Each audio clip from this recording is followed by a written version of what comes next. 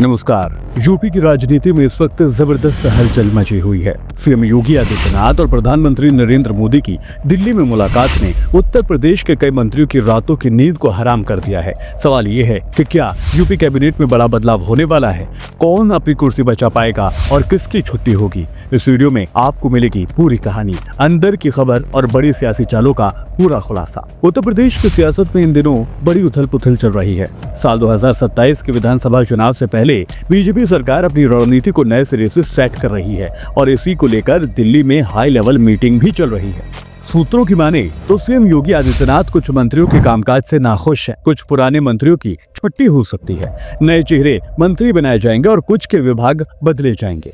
UP मंत्रिमंडल विस्तार और यूपी बीजेपी प्रदेश अध्यक्ष को लेकर दिल्ली में मुख्यमंत्री योगी आदित्यनाथ और प्रधानमंत्री नरेंद्र मोदी की मुलाकात हुई। इस मुलाकात से यूपी में बैठे हुए कई मंत्रियों की टेंशन में इजाफा हो गया है। 2027 में यूपी विधानसभा चुनाव से पहले यूपी बीजेपी में बड़ा बदलाव देखने को मिल सकता है। सरकार और संगठन में बदलाव को लेकर रणनीति भी बनना शुरू हो गया है। बताया जा रहा है कि योगी आदित्यनाथ कुछ मंत्रियों के कामकाज से नाखुश हैं, जिनकी छुट्टी इस बार हो सकती है और नए चेहरों को मंत्रिमंडल में शामिल किया जा सकता है। कई मंत्रियों के विभाग बदले जा सकते हैं। सूत्रों के मुताबिक दिल्ली में दोनों नेताओं के बीच करीब 1 घंटे तक बातचीत हुई। पीएम मोदी के साथ सीएम योगी की यूपी बीजेपी के प्रदेश अध्यक्ष के नाम पर भी चर्चा हुई है और इसके साथ ही यूपी सरकार के मंत्रिमंडल विस्तार को लेकर भी बातचीत हो चुकी है। इससे पहले शनिवार को भी मुख्यमंत्री योगी आदित्यनाथ ने जेपी नड्डा से मुलाकात की थी। सीएम योगी और जेपी नड्डा के बीच लंबी बातचीत हुई थी और इसी दौरान दोनों नेताओं के बीच उत्तर प्रदेश में बीजेपी के प्रदेश अध्यक्ष के नाम पर चर्चा भी की गई और मंत्रिमंडल विस्तार को लेकर भी तमाम बातें की गई।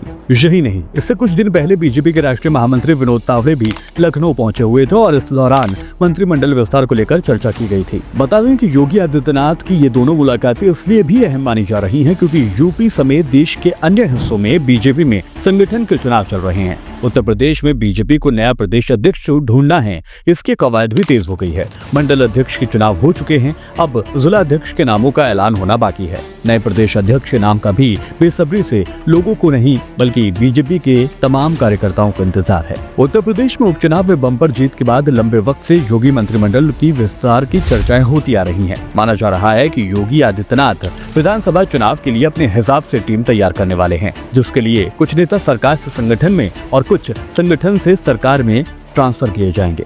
अगर बात करें बीजेपी प्रदेश अध्यक्ष की तो यूपी में बीजेपी अध्यक्ष को लेकर तस्वीर अभी तक साफ नहीं कर रही है। केंद्रीय नेतृत्व पंचायत चुनाव 2026 और विधानसभा चुनाव 2027 के जातीय समीकरण के हिसाब से प्रदेश अध्यक्ष चुनना चाहता है। टॉप नेतृत्व ये चाहता है कि किसी ऐसे प्रदेश अध्यक्ष की कमान उसको सौंपी जाए जो योगी और प्रदेश सरकार से बेहतर तालमेल बिठा सके।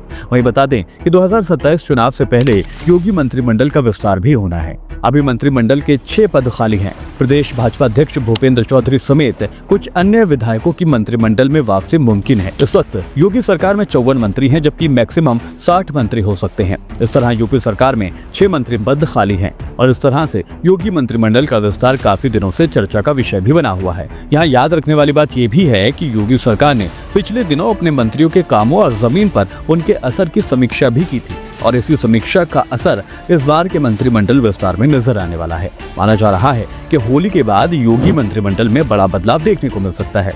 14 मार्च को होली होने वाली है और सिर्फ अब 4 दिन बाकी हैं। योगी मंत्रिमंडल विस्तार को उत्तर प्रदेश विधानसभा चुनाव 2027 की तैयारी को लेकर महत्वपूर्ण माना जा रहा है। बीजेपी कैबिनेट विस्तार के जरिए अपनी रणनीति को अमली जामा पहना सकती है।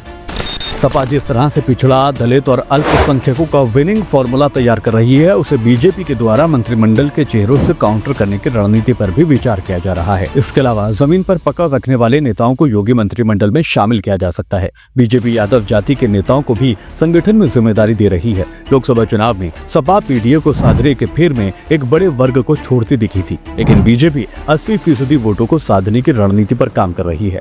अब ये रणनीति कितनी कामयाब होती है, ये तो आने वाले वक्त में ही पता हो पाएगा।